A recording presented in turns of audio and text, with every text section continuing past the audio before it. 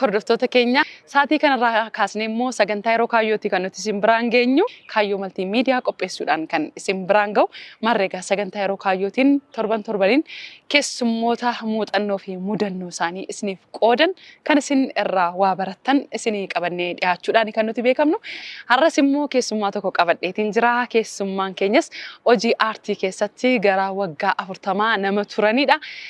Akkasumas immoo fiilmiiwwan 20 olii kan hojjete yeroo ammaa kana immoo aartii uummata keenya uummata Oromoo jechuudha cimsuudhaaf diraamaawwan fiilmiiwwan garaagaraa kan jalqabee jiru eenyu laataasa jedhuuf egaa anis eegaan jira walumaan eegna akkuma argaa jirtan egaa giddugala aadaa Oromootti argamnee jirra qilleensa bareedaa ta'e kunoo akkasittiin abbuuqqachaa jirra ispoonsoroonni keenya dhaabbata daldala buna qarcaanshee sadarkaa pilaatiiniimiitiin akkasumas immoo baankiin Awaash sadarkaa pilaatiiniimiitiin ispoonsoroota keenyadha guddisnee isaaniin galateeffanna egaa isinis immoo oomishaaf tajaajila keessan beeksifachuudhaaf gara keenya dhufuu ni dandeessu balballi keenya banaadha isiniin jenna hordoftoota keenya qophii kana beeksisaa kan isin wajjin turtii taasisuu ani Nasraa Shariifi gama ogummaa kaameraatiin akkasumas immoo suur sagalee gulaaluudhaan firaa hawaasni wajjiniin jirti turtiin keessan wajjiniin haa ta'u walumaan eegna ergaa ispoonsoroota keenya hordofne walitti deebina. Dur dachee biyya keenyaa keessatti yeroo duraatiif re'een Kaalid baala muka tokkoodhaan dhamattee gammachuuf ka'umsa taate. Kaalid gammachuu kana fudhatee yeroo duraatiif ilmi namaa buna addunyaadhaan akka waliin ga'uuf karaa ta'e. Bunaaf nagaan dhabinaan aadaarraa ka'ee dinagdee sochoose. Qonnaan bultoonni biyya keenyaas oomishuudhaan addunyaa irratti kabajaaf ulfina yoo argatan qarcaanshee tireeding anniisaa qonnaan bulaa ta'ee anniisaa dinagdee uumaa jira. Qarcaanshee tireeding yeroo duraatiif biyya keenyatti teeknooloojii bunaatiin wal nu barsiise. Qarcaanshee tireeding yeroo duraatiif qonnaan bulaan sanyii filatamaa bilisaan argatee oomisha gaarii akka oomishuuf bilisaan raabsee buna gatii gaariidhaanis irraa bite. Qarcaanshee tireeding yeroo duraatiif bu'aa ce'ii fi baasii hin malle qonnaan bulaarraa hambisuuf Finfinnee malee giddugalli bunirraa gabaa addunyaatti ergamu qopheessaa jira. Waggaa waggaadhaan yerootti nuti guddinaaf hojjenna. Maarree lammiileen keenya koottaa waliin hojjennee seenaa haa galmeessisnu. Qarcaanshee tireeding. Qarcaanshee tireeding. Boru fageessinee ilaalaa hawwii keenya guddaa milkeeffachuuf har'a tattaafannaa tattaaffii keenya keessatti obsaa fi kabaja barsiisaa.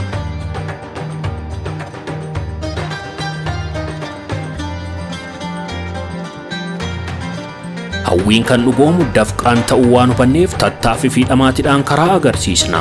Kan dafqa keenyaan arganne xiqqaatus gatii guddaa qaba. Milkaa'ina keenyaaf galtee waan ta'eefuu ni kabajnaani. Milkaa'ina keessatti haqa qabeessummaa dhalootatti agarsiisna.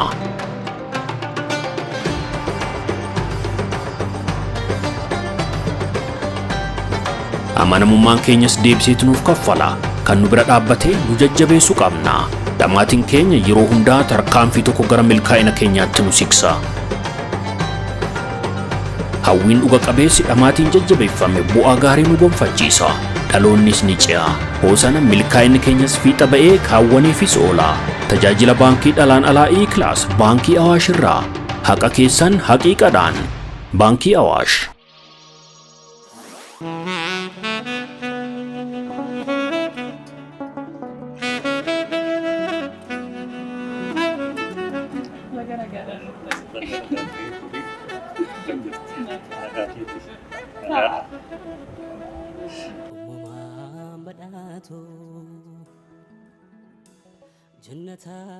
Hordoftoota keenya kan isin hordofaa jirtan sagantaa yeroo kaayyooti ergaa ispoonsoroota keenya hordoftanii walitti deebineetti kan nuti jirru keessummaa keenya sigaa kunoo asitti argamaniiti kan isaan jiranii aartiist Abbaba Warquu egaa fiilmiiwwan adda addaa irratti ni beektuuni har'a keessummaa keenyadha. Egaa hojii aartii keessan garaagaraatiin egaa hordoftoonni keenya isin beeku garuu si jedhu moo sin jedhu eeyyamaan tu ta'e wayya. Waan barbaadden. Lakki waan barbaadenitu tawaate gaariidha. Siinaan jedhi rakkinni jira. Kanaaf egaa hojii aartii keessa waggaa baay'ee turteeti kanatti jirtu. Hawaasni egaa bal'aan hojii aartii keetiitiin si beeka. Mee jalqaba irratti eessatti dhalatee guddatee isa jedhu irraa tu kaaniin hoyyuu? lixa wallaggaa gimbii irraa kiiloomeetirii 50 kan ta'u noolee kaabbaa magaala Bubbeetti kan inni dhaladhe. Bara 1952tti inni dhaladhe. Amma waggaa 63 jechuudha umuriidhaan. Sichidha dargaggeessa. Ganaa sichi hojii aartii bal'aasaa sirraa eegnaa. Mee ijoollummaa kee akkamittiin yaadattame? Ijoollummaa kootti gaa naannoon keenya baay'isee aartiidhaaf kan gargaaru maali? Baay'isee mana barumsaatti warri nu barsiisanii aartii adda addaa nu hojjechisiisu. Jimaata fa'aa sirba kana siin sirbinaa. Walaloon dhiyeessinaa. Bakka aartiidhaaf kan mijaa'e yeroon itti guddadhe suni. Amma akka inni ta'e hin beeku amma yeroo si'anaan.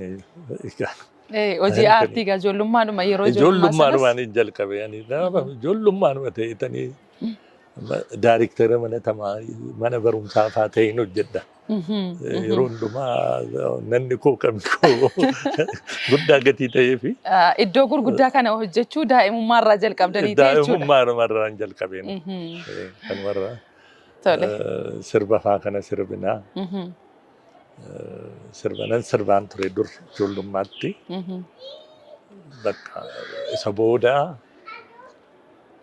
67tti magaala Finfinnee kana gale. Finfinnee shaggar jenna yeroo sana. Daa'im shaggarii waan baay'eetu sirbamaa ture yeroo sana. Waan nu yaadachiisuun keessan garuu noolu maaliifi Nasraan maa callistee naan jechuun isaanii noolu.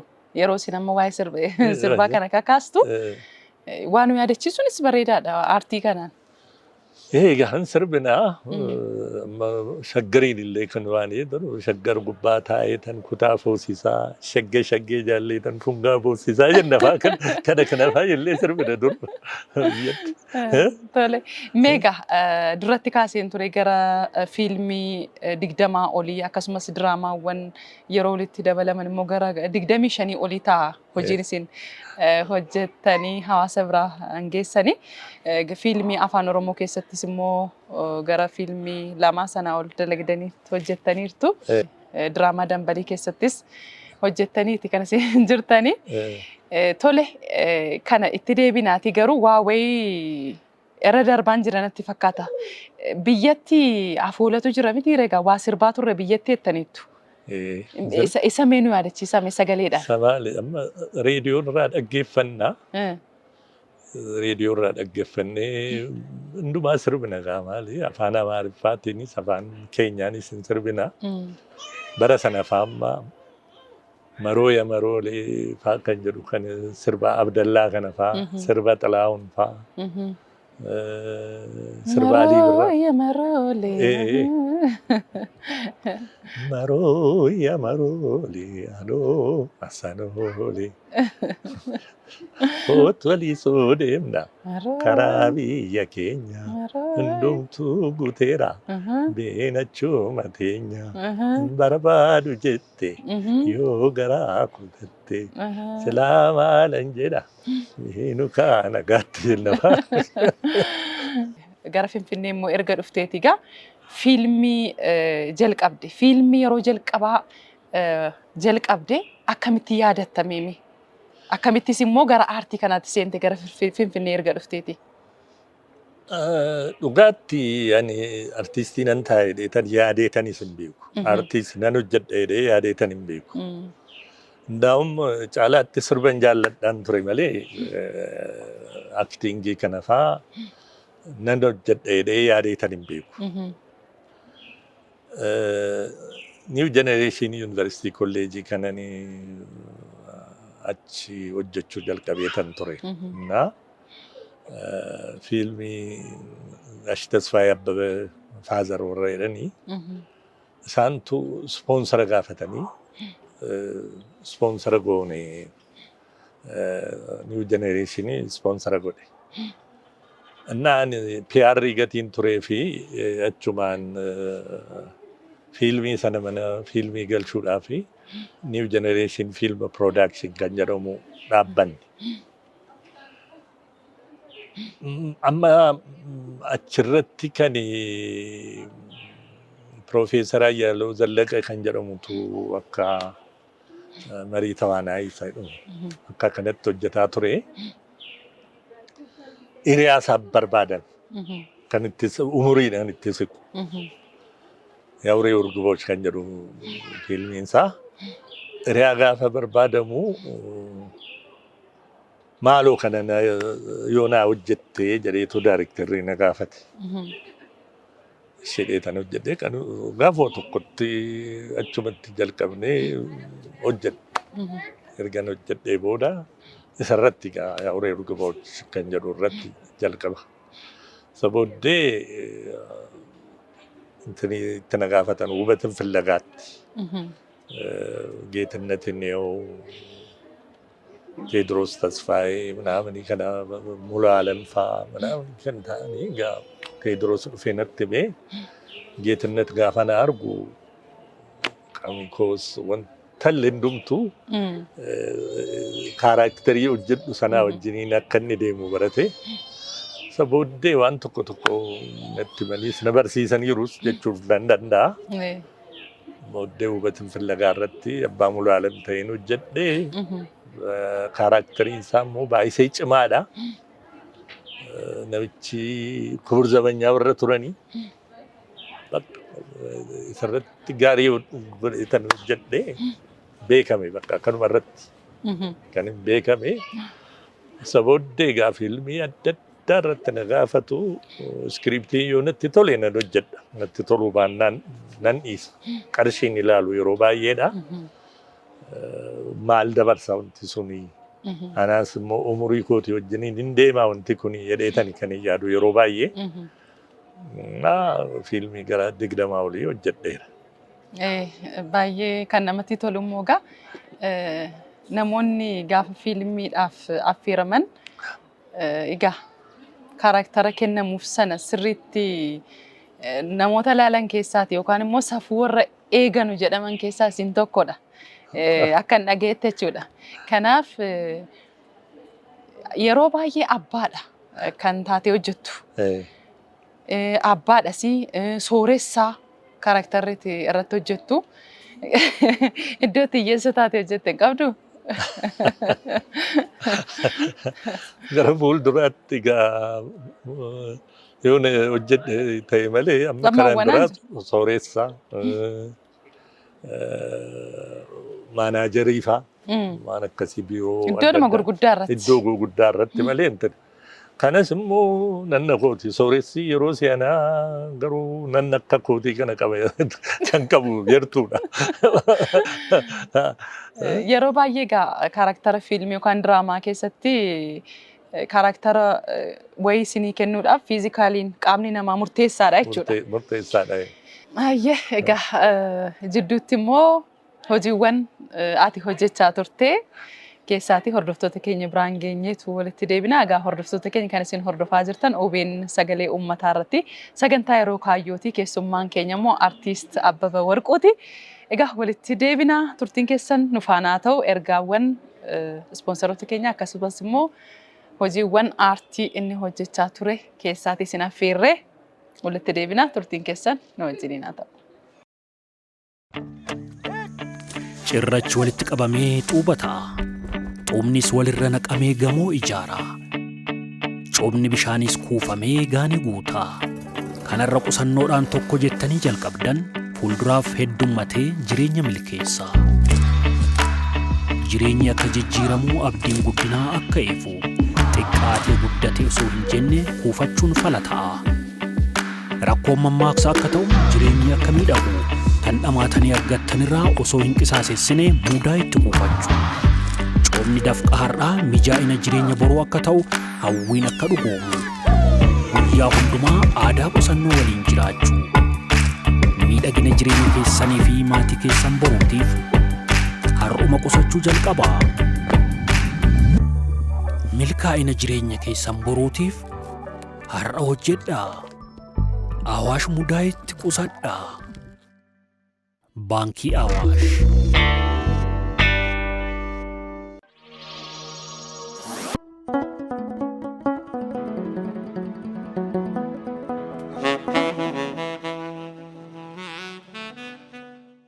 Walitti deebinee irraa kabajamtoota hordoftoota keenyaa kan isin hordofaa jirtan OBN sagalee uummataa irratti sagantaa yeroo kaayyooti kan kaayyoo maltiimiidiyaa qopheessee isinii dhiyeessu keessummaan keenya immoo artiist Abbabaa Warquuti.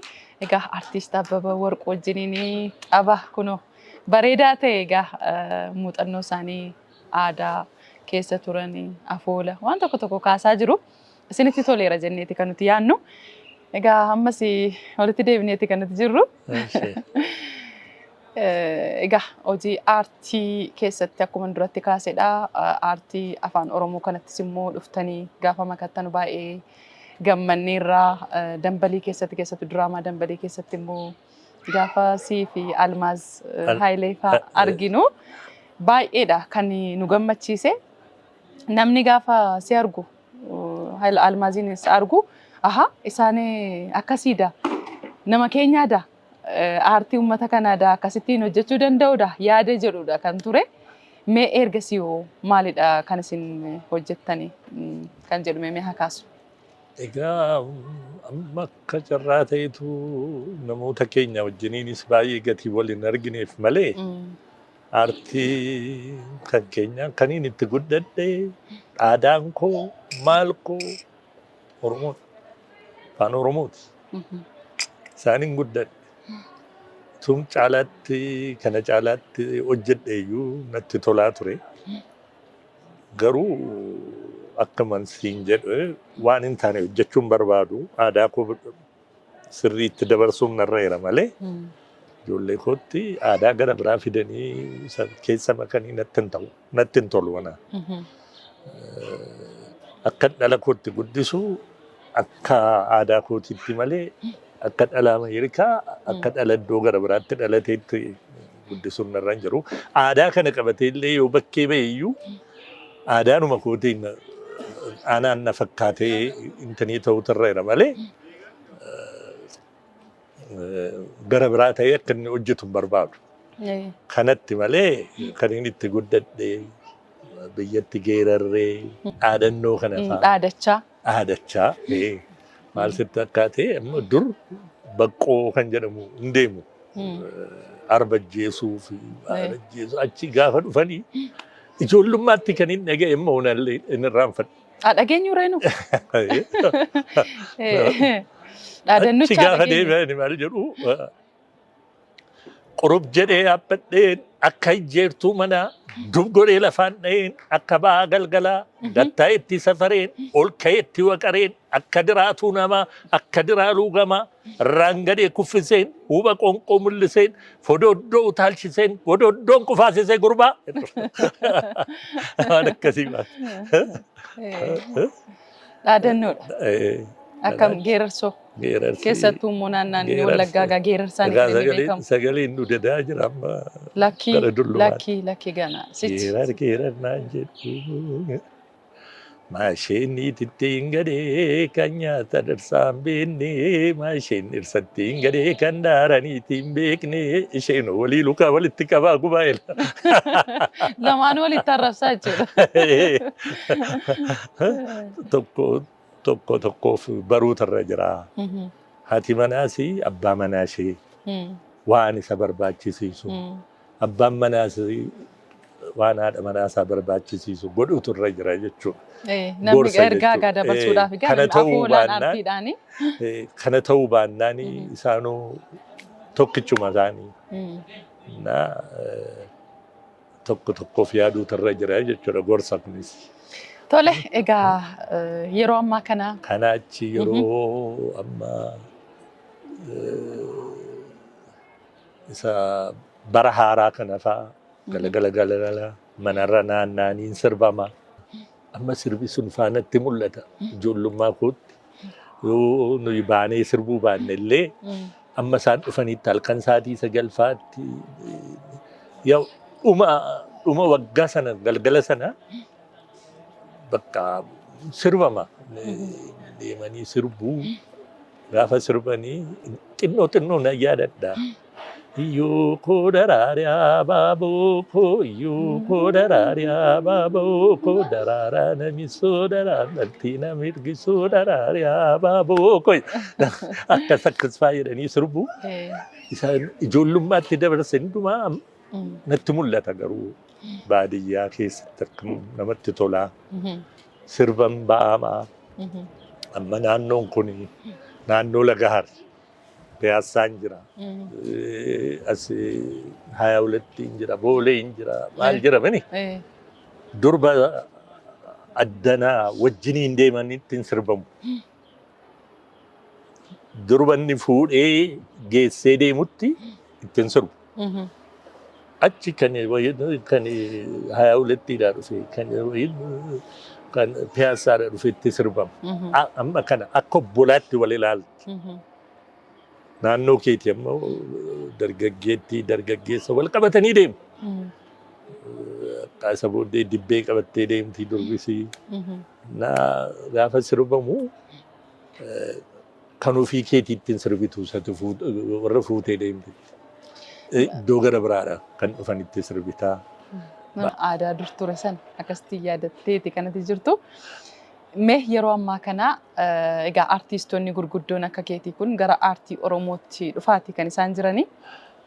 Yeroo akkas ta'u immoo egaa aartiin uummata kanaa gara fuulduraatti ce'aa amma yaadame yookaan amma uummanni keenya ga'u hin hojjetamne kan jedhamaa ture sana hin hojjetama jedheeti egaa namnis kan abdatu mee gara aartii Oromoo kana guddisuutiin mee hojiiwwan akkamii hojjechaa jirta? Tarii immoo maaltu sirkeera laata?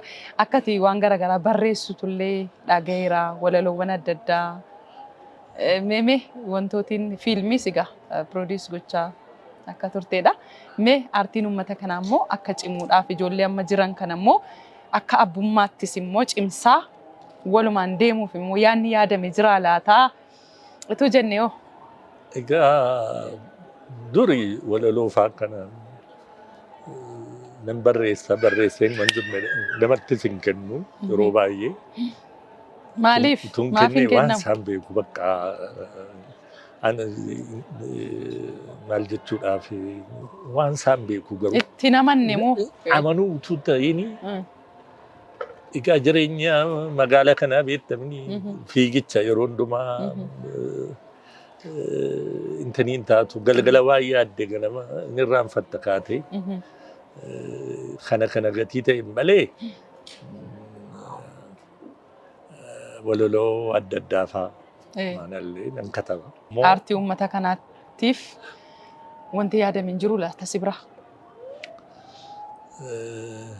Nan yaada garuu kana jedheeta nama kan hin dubbadhu hin qabu.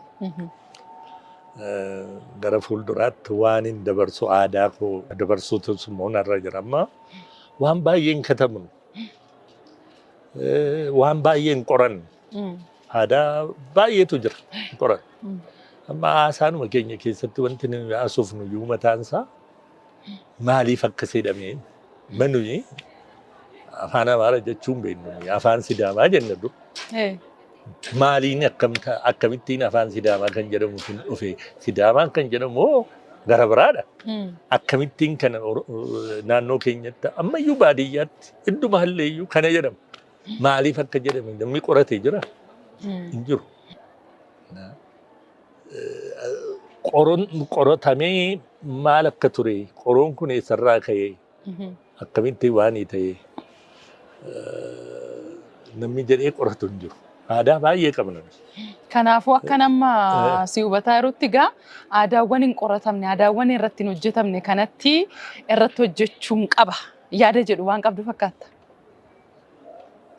Dhugaadha. Meegaa hordoftoonni keenya kan isin hordofaa jirtan OBN sagalee uummataa irratti sagantaa yeroo kaayyooti egaa keessummaan keenyas artiist Abbaba Warquuti egaa isinitti tolaara inneeti kan nuti yaadnu gara xumuraattis deemaa jirra waan ta'eef meegaa mudannoo wayii qabdaa jedhan Ameerikaa deemtee turte. Maaltu si mudate achitti? Ani biyya koo caalaatti kan jaalladhee erguma Ameerikaa dhaqee argeeti. Meeriilaandii adigaa jalqaba Meeriilaandii obboleettii tokkoon qaba mucaa eessuma kootii wajjin guddanne mana isheeti kan hin bule. Beekumsa amma kanatti waa'ee isii kana akka godhatu hin beekan. Isheen na dhiistee jiruu deemte. Achi bulti isheen lafa jirii. Ani kophaa kooti mana keessa. Eesiin naan banne. Eesiin banameera xinnootti banamtee jirti. Nan ukkaamame bakka. Maskootii banannaanis hin jiru. Ukkaamamee bakka ciisuu hin dandeenye. Booda bilbila koo kaaseetanii bilbileef ittanaa. Maaloo duudhaaf ni xeenaa jedhamti. Xeenuu duudhaaf ni qilleensa dhabe hallaa wayyaa illaa. Way si ajjeesaitan ture utuun si hin baniin hin deebee lakka dhaqiitii gara mana fincaaniitti akka sa'aatiidhaa kan intinii ta'ee jira. Isa 75 irratti waan godheet ka'eetanii dhaqeetanii achirratti gaafan jiru qilleensi dhufe. Duun jiraa ture jechuudha. Na biyya sanatti jaalalli hin jiru. Tu akka fedhe bareedde kan si ilaalu hin jiru. Yeroo bulluqaa. Yeroo cabbiidhaa. Ofiiyyuu cabbii taatee galtaa. Biyya jaalalli hin jirre. Qabeenya Ameerikaa jedhu. Hin jiru qabeenyi biyya keenya. Dhugaadha. Egaa amma waan baay'ee nu kaastaniirtanii baay'ee si galateeffannaa. Egaa cimtee fuulduratti aartii uummata kanaa hin cimsita jenneeti kan nuti yaadnu. Keessummaa koo taatee waan asitti na argamteef guddiseen maqaa dhaabbata raadiyoo fi televezyiinii Oromiyaa yookaan OBN'n maqaa sagantaa keenyaatiin si galateeffadhaa. Galatoomii jiraadhuu siin jenna. Anis baay'iseen si galateeffadhaa. Na barbaaddee dhuftee yaada koo dhiyeessuudhaaf taatee dhufuun kee baay'iseen si galateeffadhaa. Hordoftoota keenya kan isin hordofaa jirtan OBN sagalee uummataa irratti sagantaa yeroo kaayyooti. Egaa keessummaan keenya yeroo kaayyoo aartiist Abbaba Warquu ture. Guddisnee sagalateeffannaa muuxannoo isaa mudannoo isaas haala bareedaa ta'een isinii qoodeeti kan inni jiru. Yeroo biraa immoo bal'inaan qophii biraatiin kan walitti deebinu ta'a. Isinis nu hordofaa waan turtaniif guddisnee isin galateeffanna. Qophii kana qopheessee kan isin biraan ga'e ani Nasraa Sharifii gama ogummaa kaameraatiin suur-sagalee gulaaluudhaan firaa hawaasni wajjiniin turtee. Ispoonsaroonni keenya immoo dhaabbata daldala buna Qarcaashee akkasumas baankiin Awaash nu waliin turanii guddisnee isin galateeffannaa. Torban kun kan yaaddan kan itti milkaa'u kan nyaattan kan itti sifaa'u isiniif haa ta'u fayyaa nu ta'a.